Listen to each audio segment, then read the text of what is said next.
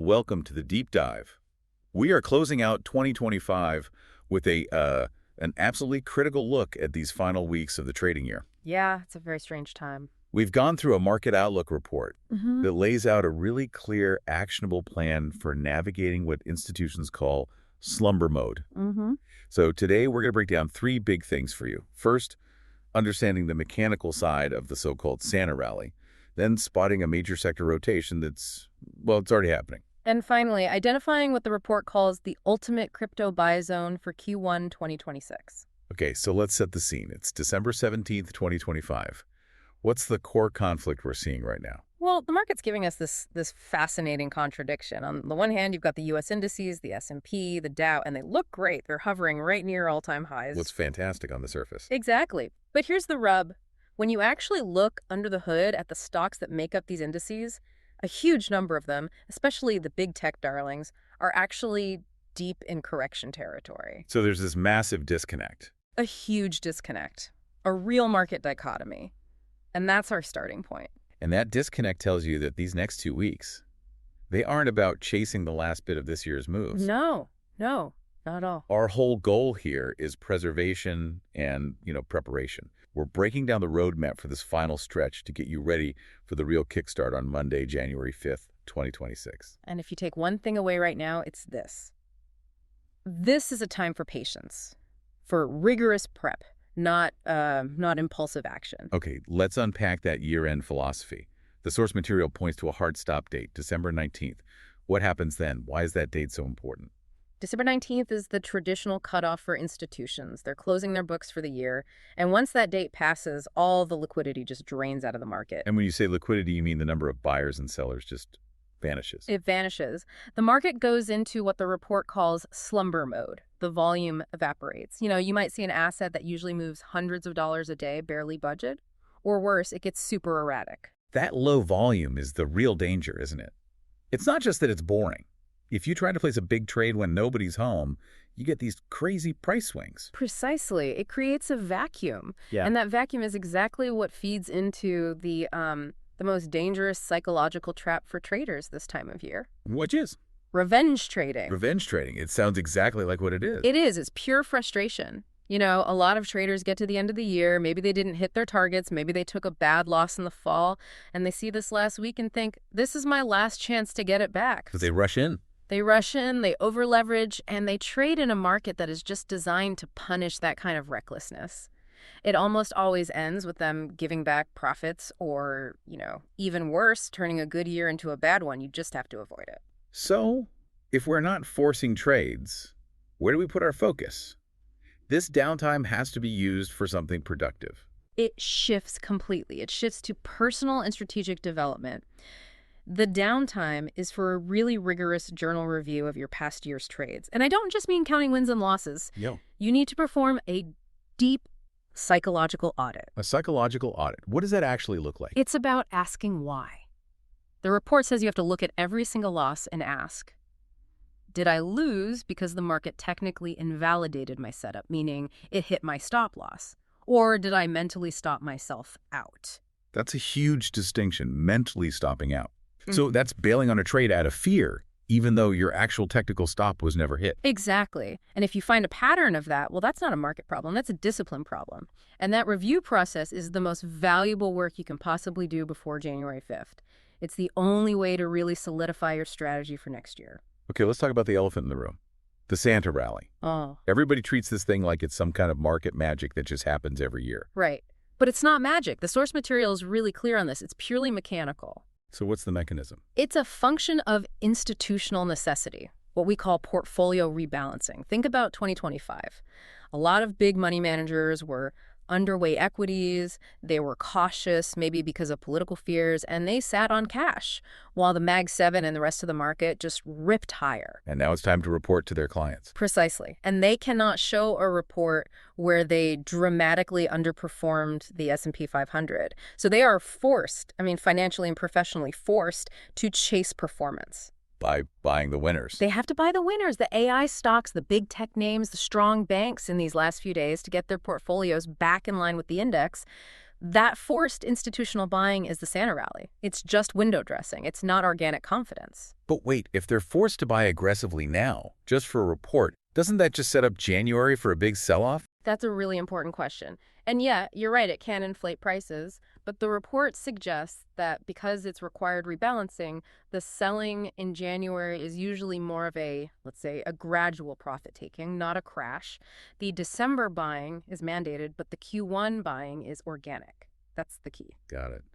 Okay, so patience is the game. But what about the stocks we're being patient on? Let's get back to that wild divergence you mentioned. Right, the great divergence. And it's mathematically baffling. How can the S&P be at all-time highs when its biggest components are hurting? Look at the numbers. Oracle is down 47% from its highs. 47%. Netflix is down a brutal 30%. Yeah. Meta, down 20%. Even Nvidia is down 16%. But the index just keeps floating up. It's like it's masking this huge rotation happening right underneath. That's exactly it. Algorithms and index funds are holding the level up, but the smart money is executing a stealth rotation. Capital isn't leaving the market. It's moving aggressively out of tech and into the banking sector. It's a flight to the real economy. And how can we see that rotation in the charts? What's the visual proof? It's all about relative strength. You compare the Dow, which is heavy on financials, to the Nasdaq, which is all tech. Yeah. Right now, the Dow is making new higher highs. It looks really strong. And the Nasdaq. The Nasdaq is showing lower highs. It looks weak. When the Dow outperforms the Nasdaq this decisively, that's a massive signal confirming the rotation is real. And looking at the individual banks, it's not just one or two, it's the whole sector. The whole sector is moving. Goldman and Citi are both up 100% from their recent bottoms. Morgan Stanley is up 92%. They're all breaking out. But here's the actionable idea. We have to look at JP Morgan, JPM, because it's the laggard. How much is it lagging by? Month to date, it's only up about 1.7%, basically flat. Meanwhile, its peers are up, 8% or more. This is the setup for a JPM catch-up trade. And technically, it's trading in a very bullish pattern. Which is? An ascending triangle. Okay, for anyone listening who doesn't have that pattern memorized, break it down for us. Think of it like a coiled spring. Price keeps hitting the same resistance level over and over. That's the flat top. But, and this is crucial, the buyers are stepping in at higher and higher lows each time. So they're getting more aggressive. They're getting impatient. That compression tells you accumulation is happening. And given that its peers are already soaring, JPM is just mathematically primed to break out of that triangle and play catch-up. That's a great setup. But what about those beaten-up tech stocks? When does the pain end for names like Microsoft? Well, history gives us a pretty good timeline. The correction in a name like Microsoft has already gone on for 134 days.